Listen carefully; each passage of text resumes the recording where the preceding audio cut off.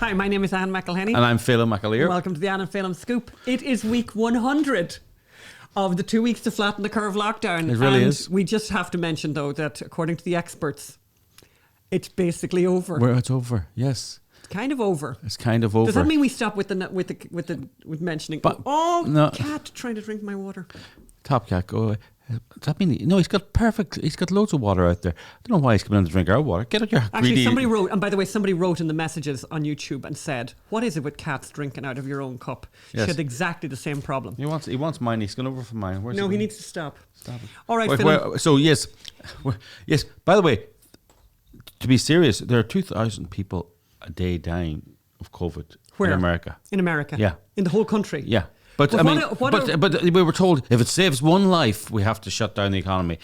And now because the polling has said this is deeply unpopular, suddenly they've decided to sacrifice, by their own metric, to sacrifice 2,000 lives. Of course, it won't save those 2,000 lives. A lockdown never saved lives, or saved negligible lives for the chaos that it created. I think what's happened as well in America is that the midterms are looming. Yes, right. And suddenly you have all these Democratic legislators saying, I'm not going to get re-elected because of these draconian laws. And because of the mask mandates and all that. So now they're lifting mask mandates everywhere in schools, except, of course, LA. Of course, in LA County, everything has to be kept. Yeah, yes. Even Democrats all over. But I mean, and also, you can see it also up north with the Canadian truckers. I mean, Trudeau is standing firm. It's wrong to call it Canadian truckers now. It's Canadian working people who are protesting. They're closing Ottawa. They're closing the border. Factories are closing as a result. It's creating real chaos, and let's see how long Trudeau will hold back. I mean, I think... Is that blackface Trudeau? Black Mr. Mammy.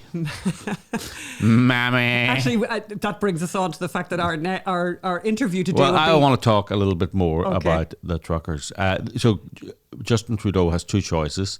Mammy. He can negotiate with the truckers, but he says he will not negotiate with these racist, misogynistic, Islamophobic, Trudeau-phobic people, or he can send in the army, basically, because I don't think the cops are going to have the capability of going in to clear that. Let's see. The urge for authoritarianism is very strong in Liberals. The urge to crack down on the lumpen proletariat who just don't get it. As Stalin showed, they always go for the workers first. As Stalin showed, that's where they go first. So let's see where Mr. Mammy goes now. So what else is on the show, Anne? We have a very wonderful interview with Mr. Hollywood himself, Christian Toto, the journalist. On his new book. Yeah, we first met him through Breitbart.com, but he's written a new book on Hollywood went broke and lost its soul and an awful lot of money. So we'll listen to that later. What else? Oh yeah. This is why this next story, the next story in the show will be. This is evidence why I do not have a DNR, a do not resuscitate order. I will never have a DNR or do not resuscitate order. In fact, if you look at my Twitter bio, it's all the details of my life are there, and then in block capitals, please resuscitate. I didn't even realise that was there till this week, but good to know, Phelim. Just good to know, yeah. It's just in case by the way, and also given the fact that there's awful news, by the way, just apropos of nothing except for the DNR thing, there's awful news about Bob Saget. Really awful, extraordinary story. It is really weird story. I have to. Well, say, actually, it's not weird. It's not weird because when we were in Serbia, and John James shooting my son Hunter, which we're editing, we're getting cuts, we're getting to see it. When John James walked into a glass door of a restaurant and cut his head, the Serbians, they gave him a couple of stitches, but then they wanted to take him for either a CAT scan or an MRI, one of those scans or PET scans or cat scans or dog scans, whatever it is. And we were going, no, it's Saturday night, we got to go and party or whatever. I'm not saying we did that, but we wanted to get out of there, and they were very insistent that he stay and have the scan. They made him sign a form saying you're not agreeing to the scan, and then they said when you go back to the hotel you must be woken every 2 hours. and if you do not wake, you must be immediately taken to hospital. So he had to agree to get the hotel to phone him every 2 hours to check that he was alive and conscious. It wasn't a problem, actually, because the manager of the hotel was basically really in love a with him. massive fan of John James. But there you go. That was an exact example of why. And the Serbians were very smart. They knew, just like Bob Saget, that this man had a bang on his head. He could be bleeding internally, even though... I mean, Bob Saget... John James at least had a gash on his forehead. Bob Saget had no gashes. Terrible. And died. So, actually, to be fair to the Serbians, you're right. Further... Can I just... there was something else I wanted to say. About... So, Anne claims not to have noticed on my Twitter bio there's a please resuscitate. We'll come back to that later, but... we'll come back to that later, actually. Okay. And what do satirists do when the news is completely insane? We have a number of stories on that. And just when you thought handing out crack pipes were insane, wait till you see what the British and Irish governments are smoking regarding energy. They really are living in an alternative drug-filled universe. And we got an amazing response, by the way, to my request for help with the lemon situation. Beautiful messages from all over the place. I've got a lot of them to read out of all the suggestions that you sent. But we had a winner, and we'll bring the winner to you later. But thank you so much for that. It was really fun. I know. You've got a lot of lemons? No. And I actually wrote that. I actually said that intentionally. I've got a lot of lemons, but don't give me a suggestion for lemonade. So let's go first of all over to our interview with Christian Toto, which we did just a little bit earlier. So we're joined now by Christian Toto, our friend Christian Toto. Christian is an award-winning journalist, movie critic, and editor of Hollywood in Toto, as also a contributor to the Daily Wire. He previously worked as an associate editor with Breitbart, an editor with Breitbart. In fact, I think he's one of Andrew Breitbart's first employees. That's certainly, we met him through Andrew Breitbart in those early days of back when Breitbart was called Big Hollywood. And people may remember this. So welcome to the show, Christian. Thanks for having me. I appreciate it. Thank you. Yeah, was I right there? You're one of the first employees at Breitbart. You know, I wasn't among the first 3 or 4, but I was in the early wave for sure. Mm-hmm. And I was only there for a few months after Andrew passed. It was one of the most shocking things I can remember, honestly. But it was a fun, feisty crew back then, and I'm glad to be part of it. It was. So you have a new book out now, and that's why we have you here. It's called Virtue Bombs: How Hollywood Got Woke and Lost Its Soul. So just for the sake of, for everyone's listening, what's your definition of woke, and how has it affected Hollywood and what we see on our screens? I think maybe the simplest way to describe it is it's an interruption of the creative impulse. That when you're writing a story, telling a joke, creating a narrative, is that you run into a roadblock. You can't do this character because he or she represents something that you don't want to do or say or share. You can't tell certain jokes because that may offend certain groups or communities. I think, and it often happens when you're watching a movie or a TV show or something where all of a sudden you go, oh, there's the lecture, there's the moment. Mm-hmm. It's woke. It's trying to send a message that maybe doesn't flow organically with the material in play. So I think it kind of spreads in different ways, but that's maybe the most direct example. It's stopping free thought, free speech, free expression from flowering. So when do you think this started? Was there a particular moment? Was it Trump? Was it Obama? Has Hollywood always been woke, or it's just got worse recently? Gradual? Hollywood has been liberal for quite some time. That's obvious. But liberal and woke, they're interconnected for sure, but they're not exactly the same. I think it's hard to pinpoint because I think even in the culture, it's hard to pinpoint. But I will say that the Ghostbusters reboot from 2016 was sort of a pivotal moment. I cover that extensively in the book because here is this sort of girl power moment where you took the all boys group and made it all female comedians. And that's fine. You can like that, you can dislike that. But what happened around that film, it became a cultural issue where the people behind the scenes, the Sony, the studio, they were kind of cheering on the culture war around the film. And even journalists were basically saying, well, if you don't like this project, you might be a misogynist. So that was a woke sort of storm that was brewing. Yeah, well, one thing I will say is, the movie was unwatchable, actually. I had a friend who was a journalist, and he watched it with a bunch of other journalists, and the room was absolutely quiet. Like there was no one laughed during it at all, but they all went out and wrote glowing reviews of it.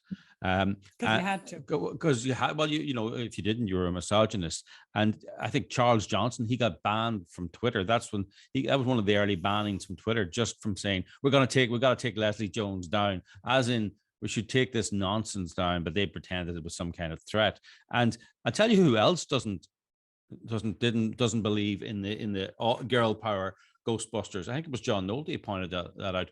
Ghostbusters themselves don't believe it. The new Ghostbusters doesn't acknowledge that the female Ghostbusters exist, right? They've just went straight from Ghostbusters 1 to Ghostbusters 3 and written the female Ghostbusters out of history.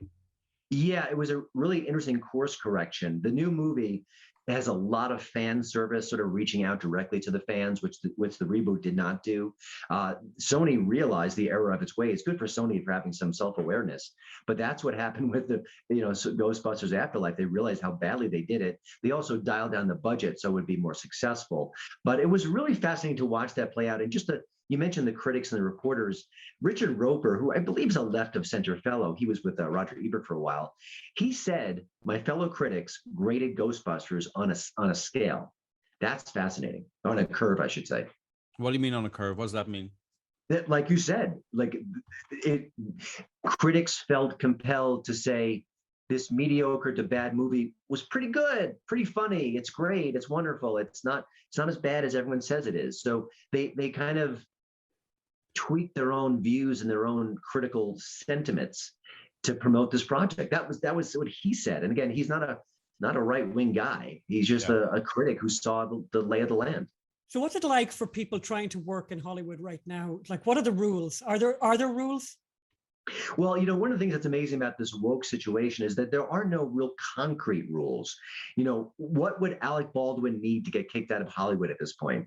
He's thrown around homophobic slurs, allegedly racial slurs, physical violence. He's admitted he was treated women poorly within Hollywood, and then he accidentally shoots someone to death. He's on a film set again, and yet Roseanne Barr sends out one really gross, ugly tweet, and she's gone. Gina Carano sent out some tweets which were kind of a little bit pugnacious, maybe against the narrative. She's gone. But Bette Midler, she says the most horrible things on Twitter all the time, and she's perfectly fine. So there's a hierarchy of getting canceled. Is that right? Oh, absolutely. Jimmy Kimmel is fine. Alec Baldwin is fine. Howard Stern is now fine. If you look at Howard Stern's legacy, he could be canceled for about 1,000 reasons. But in recent years, he came out against President Trump. He's also for the vaccine groupthink, and he agrees with the media on most issues. So the woke mob doesn't come for him because he's an ally. And so they're not going to apply the same standards of justice as they see it. In our new film, which is called My Son Hunter, which is coming out very soon, we actually have Gina Carano starring in it.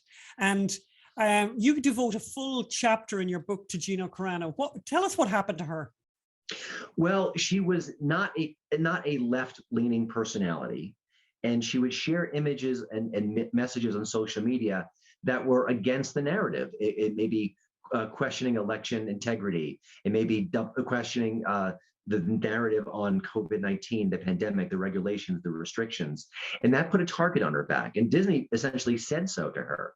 And now she could have stayed quiet and kept her job, but she said, I have a voice, I have an opinion, I'm an American, I shouldn't be silenced. So she kept speaking out. And then Disney fired her from The Mandalorian for one of her comments, which again was very innocuous. It was actually I'm not a big Nazi analogy fan. I think it's I just don't go there. So I don't necessarily agree with what she said 100%, but it was a call for empathy first and foremost.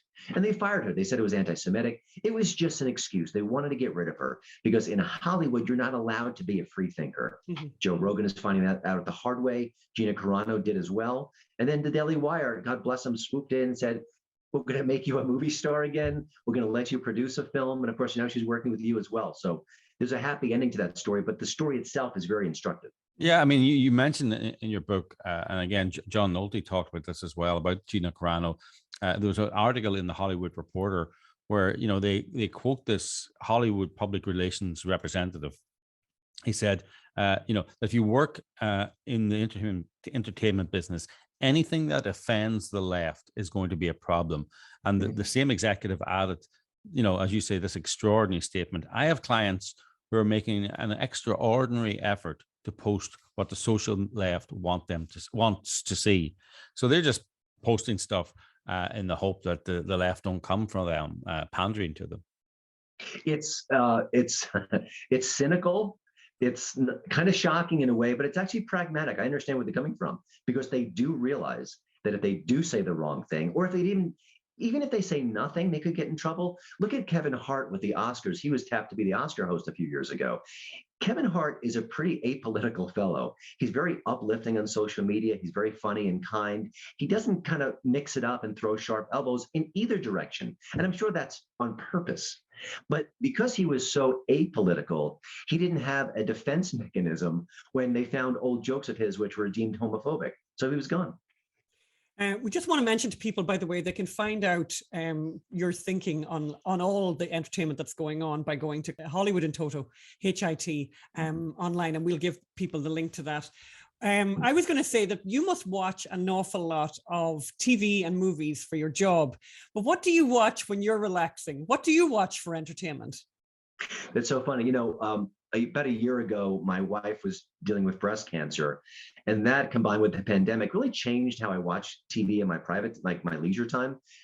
I like horror movies. I like thrillers. I like home invasion. I thought he was going to say, no, I only watch. I thought he was going to say things about dogs and cats. Yeah, and I thought you were going to say what my well, father used to say. Weird way of processing it. My father. Sorry, what was it? Go ahead. I said that's my weird way of processing my emotions, I guess. For me, I find horror movies an escape, a release valve. My wife looks at me funny, but I didn't want to watch serious, sophisticated, in-depth stories in my private time. I just wanted to watch escapism. And I still feel that to a certain degree. I mean, the pandemic is not over. It's still, the hangover is significant. But on a personal level, that's just where I am right now. Yeah.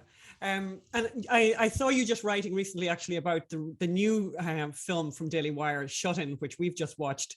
Top class movie. Top class movie. What the Daily Wire is showing right out of the gate is that we're going to give you good films. You may not love them. Everything is subjective, but this is high quality art with good performances, strong production values at I'm sure the budget was very small, but that's okay. It looks great. There's many scenes in a pantry, and yet visually it's interesting to watch. And and hiring Vincent Gallo, what a home run that was. He's such an eclectic fellow, and he's great in the movie. So good for the Daily Wire. Yeah, I thought you'd like that one, actually, when you say that you like kind of horror movies. It was a little bit more scary and terrifying than I would normally watch. But I kind of had that. I thought it was the Daily Wire, and I thought, you know what, this is going to have a good ending. And they kept, they had these, flashes where you saw the crucifix, and I thought something good has to come out of this. But yeah, very brilliant performance, by the way, by the lead actress, who I'm finding out today is it correct that she's the daughter of Andie MacDowell? Is that right? Yes. Yeah, brilliant. I mean, I don't know, has she been in anything else before? I haven't seen her in anything before. She's been in a few projects before. This may get her the more fame than others. But, and also, and for full disclosure, I do contribute to the Daily Wire. I'm not a full-timer, but I would say this regardless. What they're doing is so interesting. And they're not doing heavy propaganda. They're not doing their version of the Comey Rule or the upcoming J6 movie about the riots in the Capitol. They're just telling stories that maybe have a bit of an edge, maybe have a bit of faith, but they're not going to knock you over the head with it. I think it's a great strategy. Yeah. So, what's the name of the book again, and where can people get it? It's called Virtue Bombs: How Hollywood Got Woke and Lost Its Soul. I didn't come up with the title, but I did write the book. You can get it at Amazon. I'm sure most bookstores will have it for you. Amazon, for all their flaws as a company, they do the job right as far as getting books to you right away, so you can get it there. I mean, we're coming towards the end of the interview now, but I suppose we didn't talk about the comedy scene. I mean, who would be a comedian nowadays? By the way, Anne McElhinney is a comedian now, and when's your next show on? Performing very soon in Santa Monica, my third stand-up routine. Yes, but where can people buy tickets for that? That's right, very funny. At the American Freedom Alliance website? I believe so. That's a very good question. Where can people see comedy that's just comedy anymore? Or does that exist? Does that exist? Yeah. It does exist. I think you're looking at Patreon supported comedians. You're looking at comedians on YouTube, podcasting. JP Sears has a lot of funny videos. Ryan Long is maybe the best right now. That he's apolitical, but he just swats the woke right and left. He's amazing. Tim Dillon to me sounds like Howard Stern 20, 30 years ago. He's exceptional. And and he's also a comedian. Not everything you say you can agree with, but he's really pugnacious. He's really strong. He's really thoughtful, and he's funny. So it's out there. Tyler Fisher, Chrissy Mayer, Lou Perez. Right now they haven't shut down these people, and they're able to succeed with kind of outside the ecosystem of Hollywood. It's interesting. We actually have just recently started. We're quite late to coming to things, I have to say, when it comes to some of the entertainment in the world. We have just recently come to Succession, and I don't know. Don't spoil it for me. But certainly, we watched the first episode and thought it felt a lot like The Sopranos. It was very pure, beautifully written, and I didn't detect anything woke in it, which was really, really refreshing. And I'm hoping it doesn't go there. But are there any other lights out there of things that people can watch that are just that haven't been affected by this madness? Well, you make a good point, because even shows that aren't woke often go there. The Ranch was a show on Netflix, and I think in its last season they had gun control propaganda, things like that. I've seen only part of it, but Cobra Kai, the Karate Kid extension, I've heard from everyone it's not woke at all. It's almost anti-woke at times. It's very entertaining. It sounded like such a quickie, a gimmick to kind of extend another franchise, but by all accounts, it's excellent. I've seen the first season; it's quite good. So that's an example, but they are more rare than you think. Sadly. Yellowstone. Oh yeah, people talk about Yellowstone. We haven't seen that, but apparently that's avoiding the woke world. It is so far, and we'll have to see. And it is a sensation. The numbers are massive, and I don't think it gets nearly the cultural attention that it deserves. If it was a different kind of show, I think the press would be reporting on it 24/7. They do report on it to a certain extent, but it is a heartland hit. As journalists, we know the difference between reporting on something, covering something, and going into depth. They can cover it and write about it, and do one interview, but then they can do who does the costumes, who looks after the horses. What do you like to do the weekend? Me and my spoons. What was your first holiday? Just these kind of stuff on the edges that really, it means you cannot open a magazine or a website where you don't see something about Yellowstone. And they do that to their favorite people and their favorite shows and their favorite topics. That is an essential point. I want to give you a quick example of exactly that. I set up a Google alert for the movie Don't Look Up. That's the Netflix film it's a climate change satire, essentially. They're trying to warn us about climate change. We must listen to the scientists. So I set up a Google alert because I wanted to get information about it. It's what I cover. Every day I get a Google alert with maybe between 3 and 8 stories per day about that movie. It's exactly why. They love the message, they love the theme, and they're going to report on every possible molecule of that movie. So it gets as much coverage, as much attention as humanly possible. That's a great point. Mm-hmm. Yeah. So, one other thing, I was going to mention just another thing. I mean, Hollywood seems to be used more and more for political messaging, and obviously with the Supreme Court decision coming up in the, whether or not Roe v. Wade will get overturned, I've noticed that there's two abortion movies were highlighted at Sundance. One's a documentary, one's a movie. Yeah. And they couldn't. So the Janes, the story of the Jane Collective, and Hollywood have made a lot of entertainment supporting abortion. Have you noticed that? What do you think of these movies? I haven't seen them all. I'm very aware of it. There might have been a third movie at Sundance. I'm not sure. There were at least 2, but there's been Plan B, which is a movie a year or so ago. It's been a steady stream. They often get great reviews. Shocking. I think obviously the ideology of the critics comes into play here, but it's no accident. And the one movie that was on the other side of the debate, Roe v. Wade, I mean, there were tons of obstacles in that movie's way. I wrote a lot about it at Hollywood and Toto. So, you can't just make another movie about another side of the conversation. Yeah, well, we saw that with Gosnell. We saw that. Listen, we should. Unfortunately, we're coming to the end of our interview now. But you have the two questions for Christian. Yeah, we always ask all our guests two additional questions. One, we ask them if they cook, what did they cook, or if they make cocktails, what did they make? What are they known for? What are they famous for in their house? And we also ask about a piece of art that's important to them, that's inspiring. I am famous for my spaghetti and meatballs. I make my meatballs myself. I've been making for the last 25 years. I was a prep cook back in the day for 5 minutes, and it taught me how to make them. So that's sort of the family favorite. What's in your meatballs? Here. Because I'm rather famous for my meatballs. Yes. What's in yours? Breadcrumbs, eggs, Parmesan cheese, a lot of oregano, garlic, fresh garlic, salt and pepper, garlic powder. Pretty basic, honestly. What meat? Oh, I use ground bison. Oh, and you don't do a combination of meats? I have in the past, but the ground bison's working for me so well right now. I haven't really had a chance to shake it up a bit. Is the oregano fresh? It's not. No, sorry. Interesting to know. Okay. Do you know the difference between a bison and a bison? Stop it, Phil.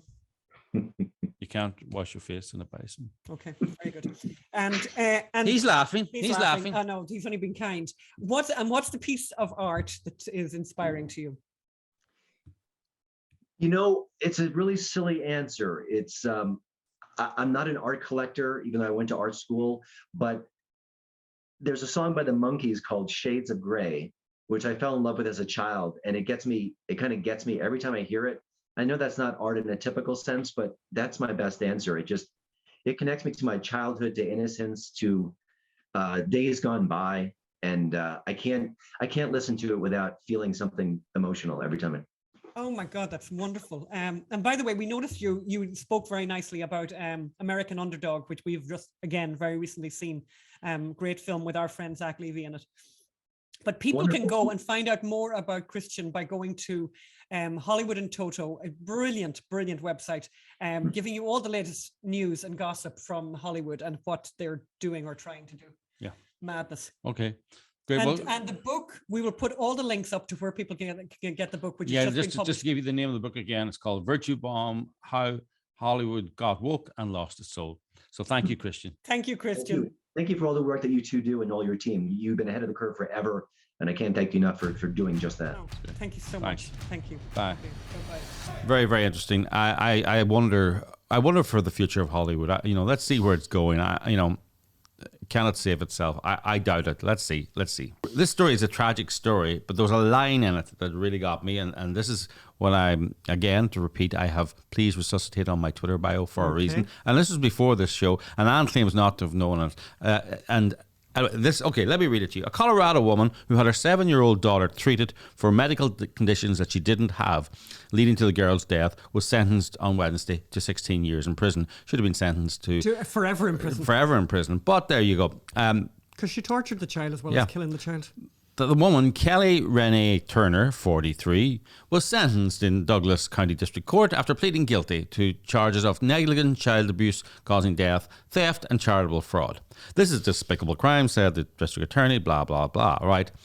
But the line that really caught my attention was, John Kellner, the district attorney, said, she approved surgery after surgery and insisted Olivia was not getting better. Prosecutors said in a statement. It was Miss Turner, they said, who put her daughter into hospice care and pushed for a do not resuscitate order. Oh, God. But there's a couple of other things about this story that bother me. It bothers me a lot, the fact that doctors didn't look at this child and say, sorry, there's actually nothing wrong with this child. It seems like this woman was able to persuade doctors to have unnecessary medical treatments done on this child, which is really disturbing. Yeah. But that is possible. That happens, right? It's very hard when you go in and tell your child. I mean, the child was between 1 to 7. You can basically convince the child that the child is sick. It's very hard for the doctor to know it. But to get back to the reason that caught my attention in the story, because this is not Munchausen syndrome by proxy, making someone else sick so you get the glory and the money and the attention. It's not a particularly rare condition, but how on earth can you have a do not resuscitate order on a 7-year-old?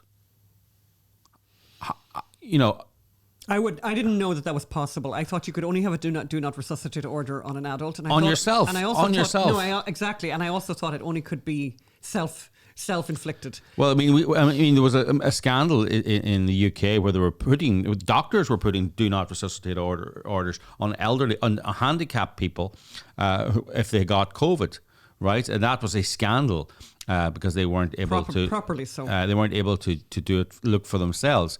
In Britain, there was these do not resuscitate orders on elderly COVID people and handicapped people. But it wasn't the family that had them, and it wasn't the patient that had them. It was the doctors who unilaterally decided this was a scandal. But how can you decide that there should be a do not resuscitate order on a child? It makes no sense. But also, a do not resuscitate order when there was no clear illness that this child had. So, this, as I say, look, I know lots of people out there probably have do not resuscitate orders and think that they're doing the right thing and they wouldn't want to be tied up to machines. Listen to me now, you are allowing doctors who have lied through this pandemic to decide whether you live or die. Do you trust the medical establishment now? I trust several individual doctors, but the one thing this pandemic has showed, and one thing the climate change thing has showed, and all the scares, and even the HIV panic, where they told us we're all going to get HIV, and it turned out, of course, unless you were a drug user, a prostitute, or a gay man, then you were very, very, very unlikely to get HIV. But we were told it was going to affect everyone because you couldn't stigmatize the victims. Look, there's politics in every medical decision, and medicine is getting more and more and more political. We're getting examples now where people are not getting heart transplants because they're not vaccinated. So do you want your life or death in the hands of someone who is a deeply, deeply political actor? And is acting not for medical reasons, but for political reasons. So please think about your do not resuscitate actions. And Anne claims she didn't know I had a do not resuscitate. I know now, though, or Phil. a do not resuscitate order. But I can see Anne. Doctor, what's that you say, Doctor? I know now, Phil. The insurance is worth how much? I think Phil would have wanted. Okay, we're moving on. Yes, we're moving on. So satire is in danger, unbelievably in danger, and because the news is just completely crazy, and the story we have from last week, which is it's very hard to read this and think that this wasn't written by the Babylon Bee or the Onion. So President Joe Biden, father of crack cocaine smoking Hunter Biden, I put in that bit, will give $30 million of crack pipes away for free. It's very difficult to make satire nowadays. The news cycle is just so insane. So yes, the Biden administration is going to fund programs to hand out crack pipes.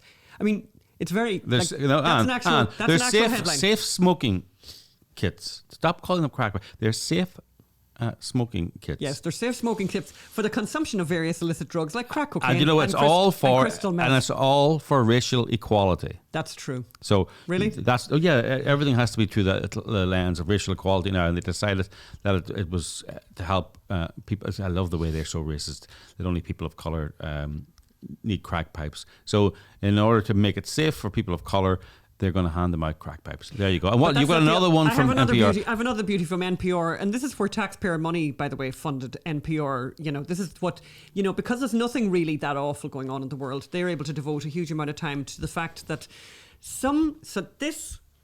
now look at the symbol you're seeing on your screen. So this thumbs up. Thumbs up. Is it emoji? So the thumbs up emoji. So there's different colours of thumbs up emojis, as you probably noticed, and there's this kind of yellow one. Apparently that's a big problem. So some white people may choose the yellow thumbs up because it feels neutral. But some academics, by the way, this is what academics do nowadays, argue opting out of the thumbs up white hand signals a lack of awareness about white privilege, akin to society associating whiteness with being raceless. So, think about that. Can I ask a question? So they asked the question, NPR, which skin color emoji should you use? The answer can be more complex than you think. Well, no, actually, buzz off NPR and maybe report some truth and some news instead of this kind of madness. What I would like to say to NPR is, and hopefully Rick can blur this out, is this racist? Phelim, don't be doing that. Is that racist? Don't do that, Phelim. Magda's not upset. Magda's all upset. Look at Top Cat is looking at me. Top Cat was looking. Even Top Cat started getting shocked. But Yes. you also have another little woke story, Phil. It's wonderful. So the U.S. Army says that renewable energy is both beneficial to the earth and warfighters, and they're going to improve energy security and resilience of military bases. And by 2030, the U.S. Army is committed to using 100% carbon-free electricity at its installations. By 2035, they will install microgrids on every installation, and by 2040, they will pursue enough rechargeable batteries to self-sustain critical missions on all of its installations. Isn't it just great, though? I just think that's great, by the way, because it means basically that there's no wars and there's no threats or anything. Like Russia's not going to. I mean, obviously, Russia's not invading the Ukraine, no and China's not going to invade Taiwan. And China, and there's no terrorism problem around the world. There's no energy problem either. It's just wonderful that is that those are the priorities of the fighting army. I feel safe in my bed at night, and on a similar vein, of madness. These elites live in a different world from you and I. Fracking firm Quadrilla have just pulled. As I said, we're not doing fracking anymore in the United Kingdom. We tried it. It's just become too much. The government, the Conservative government, doesn't support us. The Labour Party don't support us. This is at a time when energy prices in the UK, gas prices, are quadrupling, and they have a chance because they're coming from Russia. All the gas in most of the gas in England, in the UK, comes from Russia. Some of it comes from the United Arab Emirates, and they don't want any fracking gas coming from America, and they don't want to frack themselves. So they're just going to pay more for their energy. And by the way, has anyone ever looked at the environmental record of Gazprom? Oh, yeah. What water are they polluting? Yes. Yeah. And then Ireland, I love this. Ireland aims to become exporter of energy. Oh, of course. The Taoiseach, Micheál Martin, tells France Summit. And then the next line, Taoiseach says, country is vulnerable because of dependence on imported fossil fuels. Yeah, Ireland has just passed a law saying it will never exploit its fossil fuels, its homegrown. That they're now officially banned from exploiting their own. I think that's making them a little bit vulnerable. Yes, just a tad. But they're going to become an exporter of energy. And they're also, as we noticed and mentioned to you before, if you build a new house in Ireland, you're not allowed to have a fireplace. So no more open fires. And I think for those of us who have open fires in our homes in Ireland, they're coming for us. Yeah, but they want. Mr. Martin, the Prime Minister / Taoiseach, said Ireland wants to move to a stage where the country is exporting energy, but is currently vulnerable because of its reliance on fossil fuels. If we look at the geopolitical situation at the moment, part of our vulnerability, and certainly from an Irish perspective, is our dependence on imported fossil fuels. Boy, does he repeat himself a lot. Our way out of that dependence is the development of offshore winds, and particularly floating technologies, green hydrogen, and greater storage capacity as well. Or you could exploit all the gas and oil that is around your own coast and have a nice mix of energy, so you're never vulnerable to any shock or to any weather catastrophe. Or there's a nice mix. I mean, we knew that ourselves. Last year, I wrote to the local builder suppliers for our house in Ireland and said, we need to buy a generator. We believe the lights are going to go off this winter. And he wrote back, laugh. You can almost hear the laughter through the email saying, everyone wants a generator. We're not even taking orders for them because we can't source them. So we're coming to the end, and I just wanted to thank everybody for responding so generously to my frantic question about what to do with all the lemons. Connie Parson, thank you for writing. Once a year, my sweet aunt in California, this is what Connie said, my sweet aunt in California sends me a box of Meyer lemons from her tree. We use as many as we can in recipes, and the rest we zest and juice. The zest is easy to dry on a cookie sheet, then pop it into a Ziploc bag for the freezing. The juice is frozen in small freezer containers. You can also freeze the juice in ice cube trays, then pop it into Ziploc bags. It's a joy to have the zest and juice. What do you do with the zest? To use all year. You can use it in recipes, all kinds of recipes. Okay. Really, really gorgeous and very, very strong and just gorgeous. And so that was really kind. Thanks a million from you, Connie. Then we also had BJ DeMartino, who wrote and said he or she had left a voice message as well. I take any extra lemons I have and juice them, freeze them in Ziploc baggies on a cookie tray until frozen, then store till I need fresh lemon juice for breaking. Anyway, really, really nice. Chris McCoy, a very good friend of ours, suggested lemon curd, limoncello, candied lemons, lemon box ice. Yeah, hold on there, Miss McCoy. Yes. Suggest all you want, but we need a bit more than that. That's true. So what about a recipe? That's true. Lauren Kleist says juice them, pour the juice into ice cube trays and freeze them. A lot of people are suggesting that. That's a brilliant idea, by the way. Then dump the ice cubes into the freezer bag and you now have fresh lemon juice anytime you need it. Really, can I just say one thing about Miss Lauren Kleist? Yes. She then says you can even put the cubes into iced tea. Iced tea is an abomination, Miss Lauren Kleist. Let me tell you. A friend of ours... I know you had a revolution over tea, but a very good friend of ours, doesn't give you permission to destroy it. Go ahead. A friend of ours, Lumi, suggested I chop and boil them with skin and everything for 15 minutes or so and drink the juice, all very healthy. We got a great suggestion from our friend Lisa Robertson, and that's Lisa as in Al and Lisa from Duck Dynasty, and she said make lemon drops. I'll come back to that in a moment. Libby Young, our friend in Australia, wrote and said, must get Pam's lemon bars recipe from Ali Mills. Yes, B&B was my secret shame. I'm not sure what's that all about, but lemon bars recipe. Okay, loads and loads.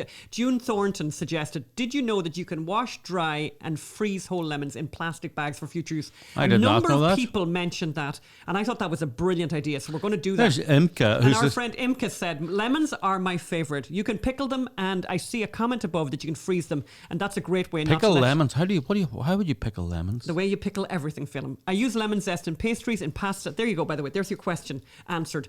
Imka uses lemon zest in pastries, in pasta, in salad dressing. You can freeze some juice of it too, if you have too much in one harvest. Anyway, good luck and There's enjoy. Meta Meyer says lemon snap cookies with lemon zest. People said make limoncello. Anyway, loads and loads of suggestions. Our friend Catherine says vodka and lemons. Of course. Nicole Comer, actually from Texas, says make it a centerpiece on your table. And she makes a very good point. And by the way, so we have a winner, and the winner is Lisa Robertson, which I think most of you would have guessed that already, that I would have gone for the lemon drop, which is this martini. Really, really nice. So look what I've got done here. One thing to suggest immediately is to put your martini glass in the freezer before you start to make this. I just think it just adds an extra dimension. It's lovely to have it nice and cold, and it looks so nice. So what I chose to do here for this, I made my own kind of recipe. I've looked up lots of recipes for lemon drop martini. You can do it whichever way you like, and I'll tell you why I went with this one, and why some of you would like this one. I used 1 shot of vodka. I would use 1 shot, the same shot, and you can see the shot measure that I'm using there, of lemon juice, a half a shot of Cointreau, a half a shot of agave syrup. And the agave is to kind of sweeten the thing, because obviously the lemon juice is super bitter. I just say how wonderfully this is filmed. Filmed this. Thank you very much. Yeah, I forgot I did. Yeah, exactly. And then basically, and I peeled off some lemon twists. Shake it all about. So basically, give that a nice shake with a whole bunch of ice in it, and then pour it into with a strainer. Pour it into your martini glass. The other thing that you'll notice is that the vodka I used, I decided I might try and do some infusing, which is another thing that you can do with extra lemons. But I was infusing with some lemons and some jalapenos. To be honest with you, I hadn't done that very long, so there was no real kick out of it. But how long do you need to do it for? I think you'd need to do it overnight? For a bit longer, and maybe even a week, by the way. But I'm going to I'll keep you posted on that. I would say that the lemon drops, look at me having a drink of it there, absolutely gorgeous. And what I would say to people is, the way I did it with that particular recipe, it's not very...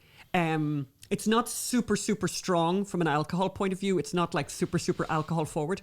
And it's also not super bitter because of the agave. And funny enough, I actually like my drinks a little bit more on the tart side. So I think if I'm making it the next time, I might leave out the agave syrup, because it's pretty much not that very tart lemony taste. That's basically every recipe of Anne's. Leave out the sugar. Leave out the sugar. And every recipe of Philem is pour in the sugar. We're coming to the very end of the podcast, and I wanted to just bring one really lovely message we got from Jim, who wrote on the YouTube channel, and basically he was commenting on our piece from last week when we had John Ondrasik on, and we played some of the song that John had written for us, Song for the Innocents, that came in, that we used in the film Gosnell, and this is what Jim wrote. Beautiful. Jim said, incredible song. It's been a while since Gosnell was released, and I watched it in Burbank the first day it came to the big screen. The first actual day was not the first day it was supposed to play. And we remember these stories since AMC was toying with us and claimed that it couldn't be shown on the first day for some mumbo-jumbo technical reason that I couldn't understand. So I came back on the actual first day. It was one of the few movies I have watched in my life where I stopped breathing at several points in the story. What a movie. I bought a DVD copy, so as soon as I can find that, after my big move out of LA, I'll watch it again. Great work, Anne and Phelim. And I've written back to you, Jim, and please do let me know. I want to know, where are you moving to? Because maybe we'll be following you. Please remember that My Son Hunter is in the edit. Yes. We are, working on every aspect of the film in colour and all of that. It all takes a while. It looks amazing. You who have supported us and made this possible will be so proud of everything that you've done with this movie. We were so, so happy about it. Okay, so please give what you can to mysonhunter.com. Go to mysonhunter.com and let's make a great movie and tell the truth. Thank you. Bye. Bye.